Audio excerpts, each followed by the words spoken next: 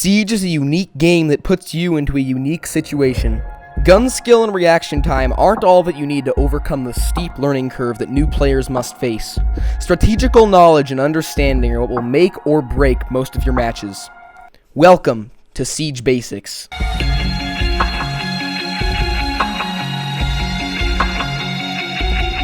So, you want to learn smoke. Well, when it comes to smoke, there's a lot to know. Smoke is an incredibly useful operator that can accomplish a wide variety of tasks relatively quickly. Smoke's gas grenades can be used to deny areas as well as stopping plants. But before we get into that, let's talk about Smoke's loadout. Smoke has access to two primaries, the FMG-9, the SMG, as well as the M590, the shotgun. This shotgun is one of the things that makes Smoke's kit so versatile and unique, but we'll get back to that later. For secondary weapons, Smoke has a choice between the SMG-11 or the P226. When it comes to your choice in loadout, there's quite a bit you're going to have to consider when it comes to Smoke. Most of this relies on your skills with the SMG-11. The SMG-11 is one of the strongest guns in the game when it comes to TTK, or time to kill. And as a secondary weapon, your primary slot will still be open when you choose the SMG-11. However, there are two downsides to the SMG-11. The insane recoil and the low mag capacity. However, if you can master this weapon, it opens up a world of opportunities when it comes to playing Smoke.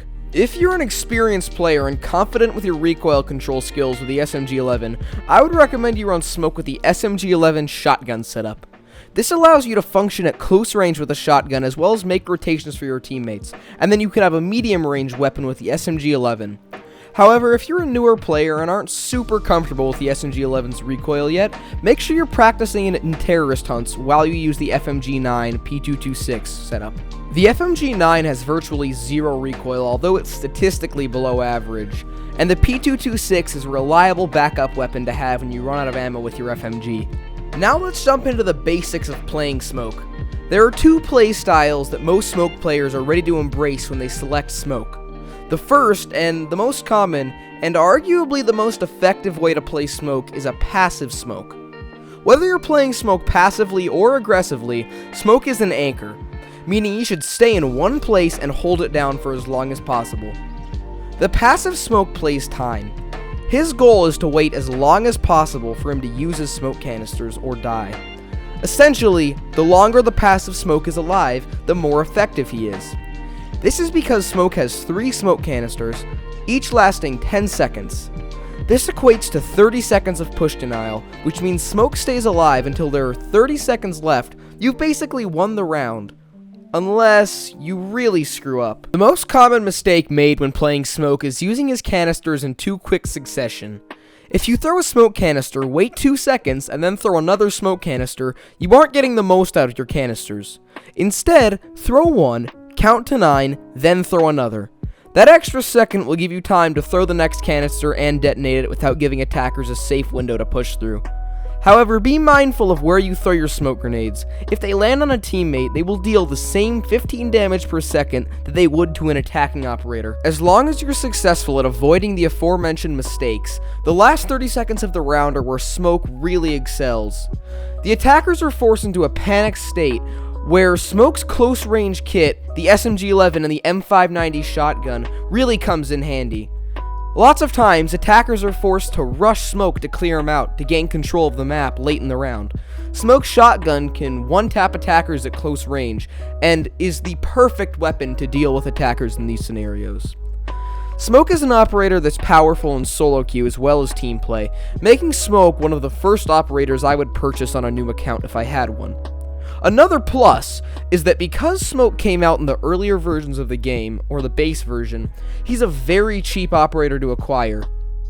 In summary, the main objective of the passive Smoke is to stay alive until the final 30 seconds of the round. This is when Smoke's canisters become the most effective and can cripple an attacking team's push. One of Smoke's major assets is his deployable shield, which can be detrimental to attackers if used correctly. Combined with grenade coverage from an operator like Wamai or Jaeger, the attackers won't really have any options to clear you. The shield can be a great tool to help keep the passive Smoke alive longer, but it can also greatly assist the aggressive Smoke in locking down a certain location.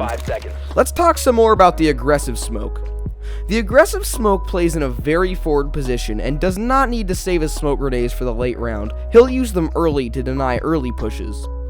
This style of smoke play is usually only viable if your team has a strat or is coordinated enough to understand a certain area needs to be locked down for the site's security. This type of smoke player is meant to be sacrificed early on in the round and deny a certain area for a good amount of time. The aggressive smoke player is rarely as effective as the passive smoke player, but it can be almost as effective with a coordinated team and strategy. Now let's go over a step-by-step breakdown of what the round should look like for a good smoke player. First, during the prep phase, you have a lot to do regardless of whether you choose to take the M590 over the FMG9. During the prep phase, consider where the most likely push from attackers is going to be from, and set up your shield accordingly.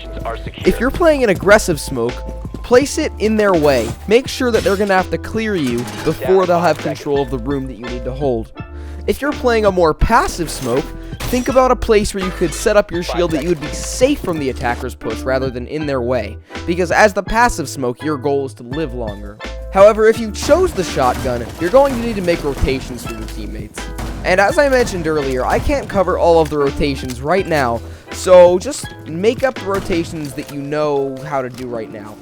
Next up, I'm going to show you two different examples of how both smoke playstyles would look during the round. And for this example, I'm going to be using one of my favorite sites, Kitchen on Cafe. First, let's go over the passive smoke. If my goal as a passive smoke player were to stay alive the entire round, I would want to position myself deep inside the site, surrounded by indestructible walls to ensure that I could live for as long as possible. And, as you should be doing in the prep phase, fortifying my position with a deployable shield. Now, as the passive smoke, you want to take gunfights you know you can win, not ones that you have a 50-50 chance of winning. And here's what I mean by that. If an attacker decided to hold an angle on your shield from this doorway, even though it may be tempting, do not peek him. If you die before the last 30 seconds of the round on defense, you're about as useless as that Ashe main who uses her breaching round on the first barricade she sees at the start of a round. However, if there's an attacker down this hallway holding an angle and not even looking at you, you can go ahead and swing if you're sure you can get the pick in a risk-free way. Hopefully you survive until the last 30 seconds of the round.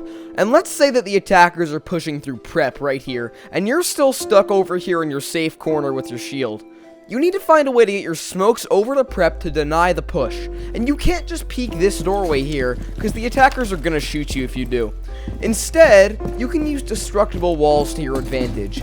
If you take smoke with the shotgun, you can easily make holes in soft walls to throw your smoke canisters through. And at this point, remember what I said about spacing out your smoke grenades so you can be as effective as possible in the late round.